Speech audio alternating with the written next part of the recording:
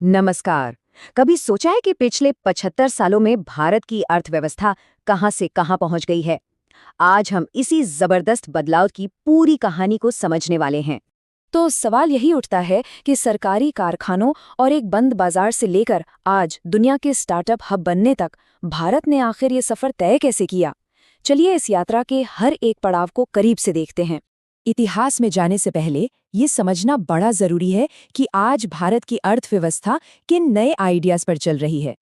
तो चलिए पहले उन मॉडर्न कॉन्सेप्ट्स को समझते हैं जो आज हमारा भविष्य तय कर रहे हैं। तो सबसे पहले है सर्कुलर इकोनॉमी यानी चक्रीय अर्थव्यवस्था। देखिए पुराना पारंपरिक मॉडल क्या था, कोई चीज लो, बनाओ और इस्तेमाल करके फेंक दो। लेकिन चक्रीय अर्थव्यवस्था का मकसद ही इस चक्कर को तोड़ना है। जरा सोचिए, पुराने फोन के पार्ट्स का इस्तेमाल नए डिवाइस बनाने में हो रहा है। इसका सीधा सा मतलब है बर्बादी को कम करना और हर संसाधन का बार बार इस्तेमाल करना। इसके बाद आती है ग्रीन इकोनॉमी या हरित अर्थव्यवस्था। इसका पूरा आइडिया सस्टेनेबल डेवलपमेंट पर टिका है, मतलब ऐसी तरक्की करना जिससे हमारे पर्यावरण को कोई नुकसान ना पहुंचे, जैसे सोलर एनर्जी का इस्तेमाल करना या फिर सस्टेनेबल खेती को बढ़ावा देना। और फिर है डिजिटल इकोनॉमी, जो आज भारत की ग्रोथ का सबसे बड़ा इंजन है। ऑनलाइन शॉपिंग से लेकर डिजिटल पेमेंट्स तक वो सारी आर्थिक गतिविधियां जो इंटरनेट और डिजिटल टेक्नोलॉजी के जरिए होती हैं, वो सब इसी का हिस्सा हैं। तो अब जब हमने आज की तस्वीर समझ ली है, तो चलिए जरा समय में पीछे चलते हैं, साल 1947 में, ये समझने के लिए कि आज़ादी के फौरन बाद भारत ने सेंट्रलाइज्ड प्लानिंग यानी केंद्रीय योजना का एक बिल्कुल अलग रास्ता क्यों चुना। और यहीं से भारत में योजना युग की एक तरह से आधिकारिक शुरुआत हुई। पंडित जवाहरलाल नेहरू के नेतृत्व में योजना आयोग यानी कि प्लानिंग कमीशन बनाया गया। इसका काम था भारत के आर्थिक विकास का पूरा खाका तैयार करना। शुरुआती दौर जो था वो चुनौतियों और बदलावों से भरा हुआ था।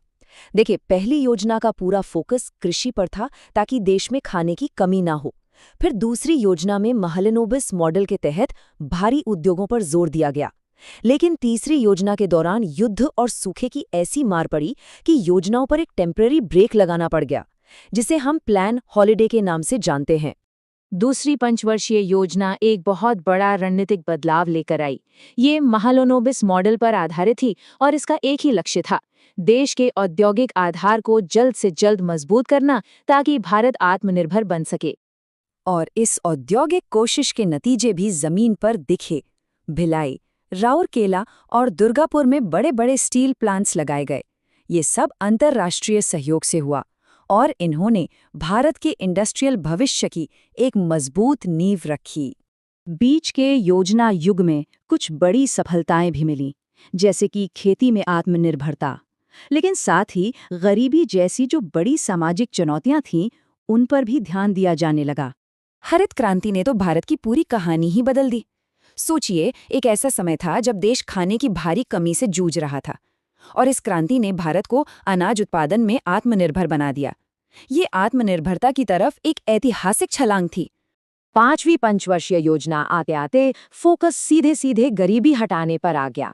गरीबी हटाओ ये सिर्फ एक चुनावी नारा नहीं था, बल्कि ये पॉलिसी में एक बहुत बड़े बदलाव का संकेत था। अब आर्थिक विकास को सीधे तौर पर समाज के कल्याण से जोड़ा जा रहा था। अब हम उस मोड़ पर आते हैं जिसने भारतीय अर्थव्यवस्था की दिशा को हमेशा हमेशा के लिए बदल दिया, 1991 के सुधार। ये उस पुराने बंद आर्थिक मॉडल से एक बहुत ही साहसिक और जरूरी कदम था। ये तारीख भारतीय आर्थिक इतिहास में हमेशा याद रखी जाएगी। उस वक्त देश एक गंभीर विदेशी मुद्रा संकट से गुजर रहा था, और इसी बीच भारत ने अपनी अर्थव्यवस्था को दुनिया के लिए खोलने का एक बहुत बड़ा और ऐतिहासिक फैसला लिया। इस नई आर्थिक नीति के 3 मेन पिलर्स थे। पहला, निजीकरण, मतलब सरकारी कंपनियों में प्राइवेट सेक्टर की भागीदारी को बढ़ाना। दूसरा, वैश्वीकरण, यानी भारतीय इकोनॉमी को दुनिया की इकोनॉमी से जोड़ना। और तीसरा, उदारीकरण, जिसका मतलब था लाइसेंस राज की रुकावटों को हटाकर बिजनेस करना आसान बनाना। 1991 के सुधारों ने एक नए दौर की शुरुआत कर दी थी, और जैसे जैसे अर्थव्यवस्था खुलती गई, ये साफ हो गया कि अब पुरानी सेंट्रलाइज्ड प्लानिंग वाली संस्थाओं को भी बदलने की जरूरत है।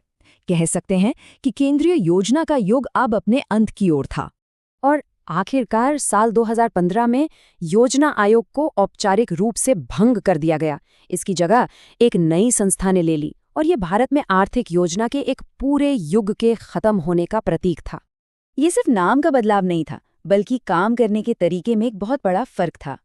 जहां योजना आयोग एक टॉप डाउन मॉडल पर चलता था, वहीं नीति आयोग को एक सलाहकार थिंक टैंक की तरह बनाया गया।